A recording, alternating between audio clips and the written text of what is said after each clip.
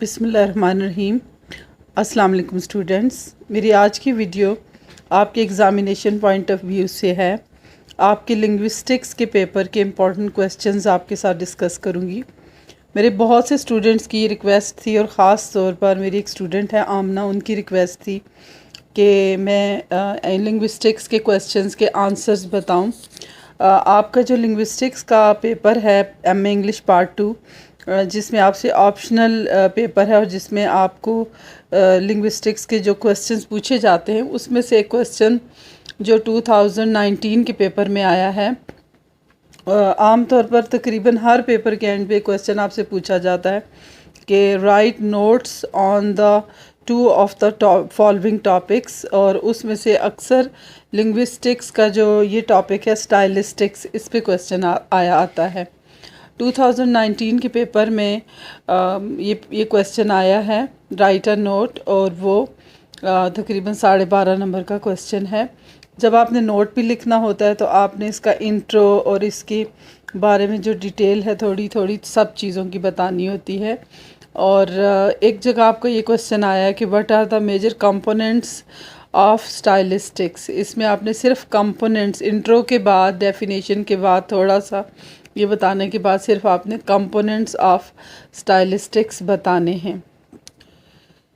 Stylistics के question का answer के लिए आपको जो किताब लगाई गई है पंजाब यूनिवर्सिटी की तरफ से, वो NKM की लिंग्विस्टिक्स की बुक है और जिसमें कंप्लीट चैप्टर है स्टाइलिस्टिक्स के बारे में। इसके अलावा फेमस पब्लिशर की बुक भी है, दोनों में आपको इसका आंसर मिल जाएगा। सबसे पहले मैं आपको बताना चाहूँगी कि स्टाइलिस्टिक्स है क्या। Stylistics is the branch of a linguistic. Stylistics is the branch of linguistics which examines the style of language of literary and non-literary works. Stylistics की डेफिनेशन कम्प्लेक्स है क्योंकि स्टाइल लैंग्वेज का, ये किसी भी चीज़ का स्टाइल अगर हमने बताना होता है तो इसमें बहुत ज़्यादा वैरायटी होती है, जिसकी वजह से जो माहिरीन हैं उन्होंने इसकी बहुत सी डेफिनेशन पेश की हैं और उनमें से कॉमन डेफिनेशन ये बनती है कि जब हम लैंग्वेज के स्टाइल को एग्ज़ामिन करते हैं तो वो ब्रांच लिंग्विस्टिक की स्टाइलिस्टिक्स कहलाती है। और लैंग्वेज आम तौर पर दो तरह की होती है, literary and non literary works. Literary से मुराद कि जैसे लिटरेचर में राइटर्स, अदीब जिस तरह से लैंग्वेज को लिखते हैं, उनका जो तरीका होता है जिसकी वजह से वो डिफ्रेंशिएट होते हैं एक दूसरे से। मिसाल के तौर पर हम जब भी किसी पोइट को पढ़ते हैं तो उसकी पोइट्री, अगर हमें उसका नाम ना भी पता हो तो हम उसकी पोइट्री को पढ़ के अंदाज़ा लगा लेते हैं कि ये रोमांटिक पोइट्री है, क्योंकि इसमें ज़्यादातर इमेजिनेशन का जिक्र होता है, रियलिटी वर्ल्ड का जिक्र नहीं होता। इसी तरह से अगर कोई क्लासिकल लैंग्वेज में लिखा हुआ कोई पीस ऑफ वर्क हो तो हम उसके डिक्शन से, सिलेक्शन ऑफ वर्ड्स से, राइटिंग स्टाइल से हम पहचान जाते हैं कि ये क्लासिकल वर्क है। इसके अलावा हम लोग जो गुफ्तगू करते हैं, जो बातचीत करते हैं, हर इंसान की सिलेक्शन ऑफ वर्ड, हर इंसान की बोलने की फ्रीक्वेंसी, पिच, स्पीड दूसरे से मुख्तलिफ होती है।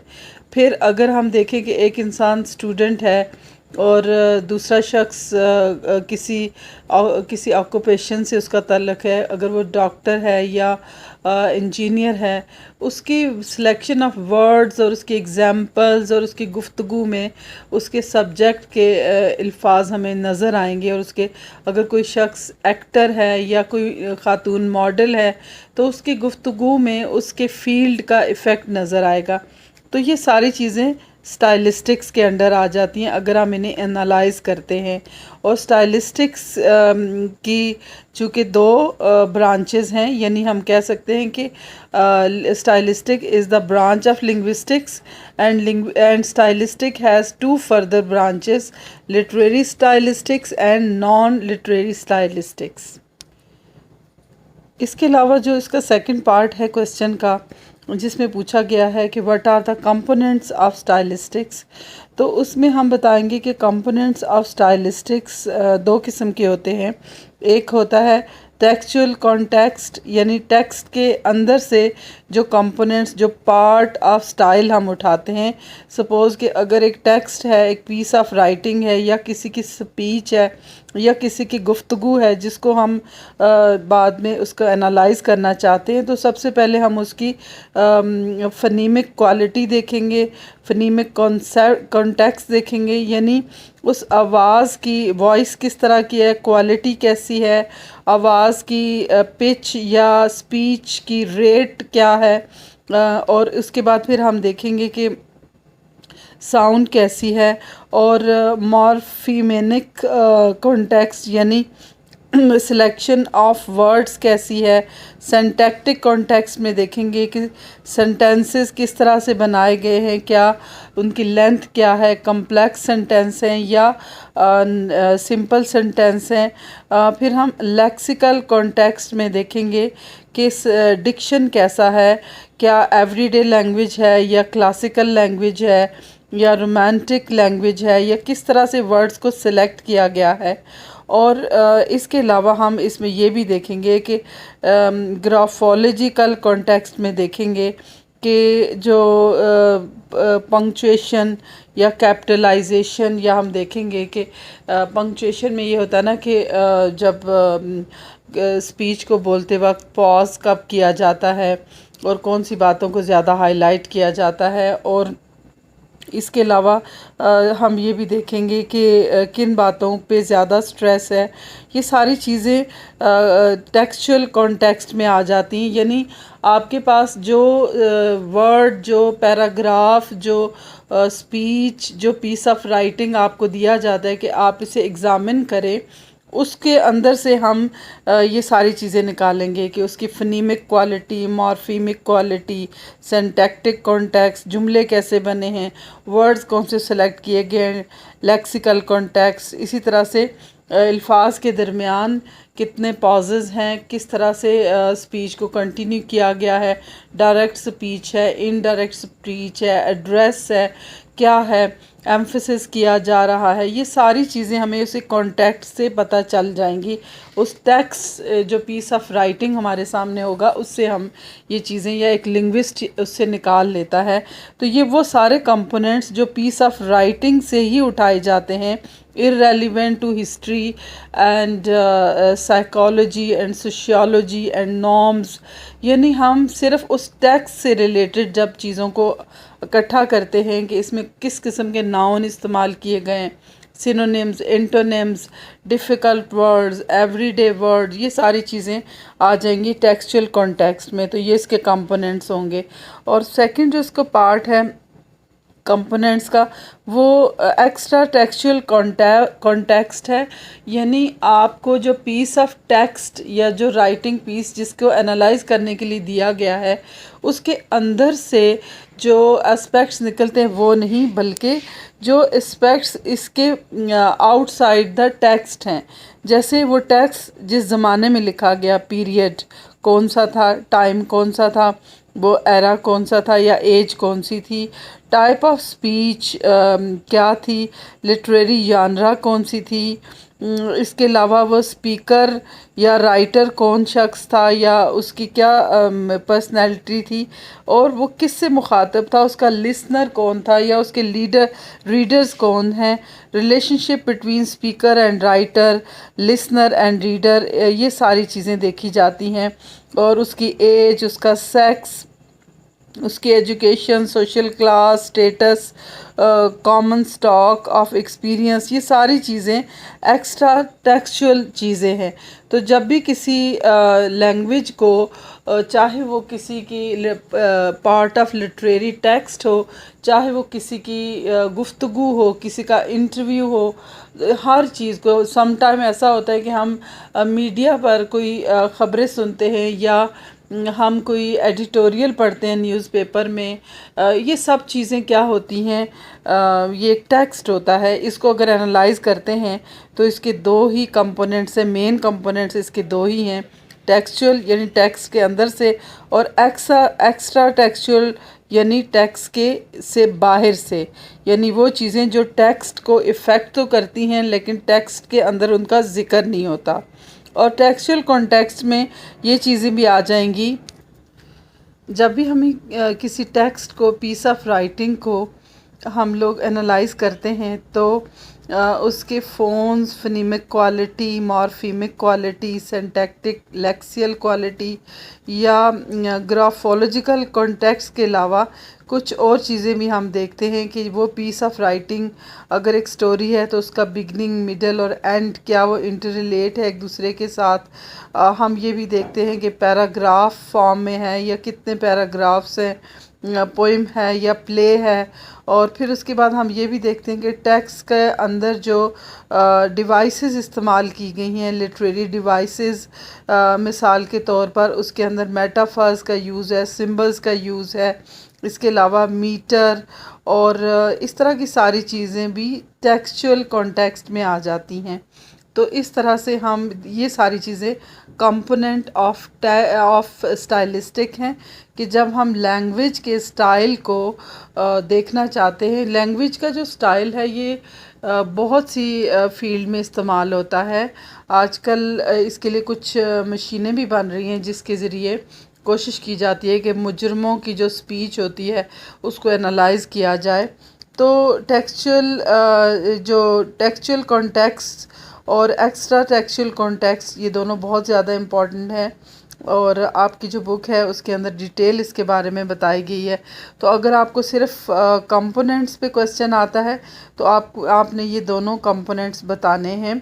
इस वीडियो में मैं कोशिश करूँगी कि आपकी बुक का वो पेज भी डाल दूँ जिसमें इन दोनों कॉन्टेक्स्ट का ज़िक्र है। अगर ये क्वेश्चन आपको पूरे 25 मार्क्स का आ जाता है तो आपकी बुक में इसके बारे में भी डिटेल दिया गया है टॉपिक के the role of linguistics in the literary interpretation, यानी हम कह सकते हैं कि लिटरेचर को इंटरप्रेट करने के लिए स्टाइलिस्टिक्स क्या रोल प्ले करता है या लिंग्विस्टिक्स क्या रोल प्ले करता है। तो लिंग्विस्टिक्स किसी भी टेक्स्ट को, किसी भी पीस ऑफ आर्ट को, किसी भी वो पोएम है, यानी वो पोइट्री है, ड्रामा है, नावल है या किसी इंसान की गुफ्तगू है, उसको अगर एनालाइज करना है तो स्टाइलिस्टिक इसमें बहुत हेल्पफुल है। और इसकी सब ब्रांचेस या रिलेटेड फील्ड भी आप कह सकते हैं, या स्टाइलिस्टिक्स की जो लिटरेरी लैंग्वेज को अगर हमने एनालाइज करना है तो इसकी जो ब्रांचेस हैं फोनेटिक्स एंड स्टाइलिस्टिक्स के नाम से आपकी बुक में दी गई है।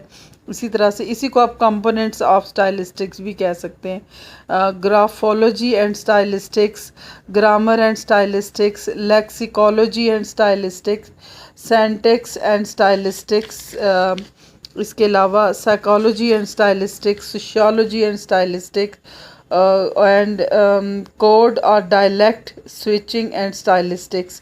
तो इन टॉपिक्स को हम कंपोनेंट्स ऑफ स्टाइलिस्टिक भी कह सकते हैं और रिलेटेड ब्रांचेस ऑफ स्टाइलिस्टिक्स भी कह सकते हैं कि जिसमें जब आवाज़ की क्वालिटी को और उसकी पिच को और उसके स्ट्रेस को देखा जाएगा तो ये हमारे पास फोनेटिक्स एंड स्टाइलिस्टिक्स का रिलेटेड फील्ड आ जाएगा या component of stylistic in phonemic आ जाएगा।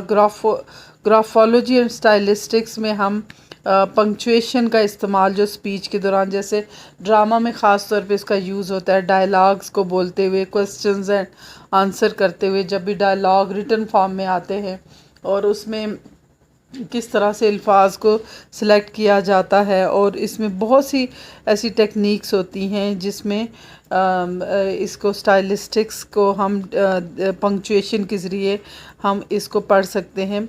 ग्रामर एंड स्टाइलिस्टिक्स, ग्रामर जो ग्रामर ऑफ वर्ड यानी morphology and grammar of sentences, ये दोनों भी इसमें स्टाइलिस्टिक्स में देखे जाते हैं। और लेक्सिकोलॉजी एंड स्टाइलिस्टिक्स, लेक्सिकोलॉजी यानी dictionary words, use of diction, और सेंटेक्स एंड स्टाइलिस्टिक यानी सिलेक्शन ऑफ सेंटेंसेस, ये पहले भी मैं सारी बातें बता चुकी हूँ। तो आपकी बुक में ये सारे जो कंपोनेंट्स हैं या रिलेटेड फील्ड है कि किन किन टॉपिक्स पर एक लैंग्वेज के स्टाइल को पढ़ा जा सकता है, कि जिसमें साइकोलॉजी वाला पार्ट भी है और सोशियोलॉजी भी इसमें शामिल है। इसके अलावा कोड और डायलेक्ट स्विचिंग स्टाइलिस्टिक्स भी है। Code and dialect switches stylistics वहाँ पर पढ़ा जाता है जहाँ पर लोग एक से ज़्यादा ज़ुबानें बोल ली जाती हैं, और वहाँ पर क्या होता है कि लोग एक ही वक्त में कई ज़ुबानें इस्तेमाल कर रहे होते हैं। जैसे पाकिस्तान में अगर हम देखें तो इसकी एग्जांपल ये है कि जैसे मैं भी इस वक्त बात कर रही हूँ तो कुछ वर्ड इंग्लिश के और कुछ उर्दू के इस्तेमाल कर रही हूँ, तो इसे कोड स्विचिंग कहते हैं कि आप एक ज़ुबान से दूसरी ज़ुबान की तरफ शिफ्ट कर रहे होते हैं। तो ये सारे कंपोनेंट्स हैं, पार्ट हैं, फील्ड्स हैं कि जिनके ऊपर स्टाइलिस्टिक को जज किया जाता है। आपकी बुक में बहुत अच्छे से ये सब दिया है, सिर्फ ये है कि आपने इसमें से मालूमात को उठाना है और स्टाइलिस्टिक्स है क्या सबसे पहले ये समझना है, और उसके बाद उसके ब्रांचेस और ये सारी चीज़ें आपने इसमें लिखनी है। आई होप कि आपको ये क्वेश्चन समझ आ गया होगा। जिन लोगों ने इसे प्रिपेयर किया है अब वो उसके एक तरह से दोबारा से रिवाइज़ कर लें और ये पेपर में अच्छे से अटैम्प्ट करें। एग्जाम्पल्स के साथ आपकी बुक में बड़ा अच्छा दिया हुआ है और इसमें आपके बहुत अच्छे मार्क्स आ सकते हैं। Thank you for watching. मेरे चैनल को सब्सक्राइब करें, शेयर करें, और अगर आपको इससे फ़ायदा होता है तो अगर आप मेरे लिए ज़्यादा से ज़्यादा सब्सक्रिप्शन करेंगे तो मुझे भी फ़ायदा होगा। Thank you once again.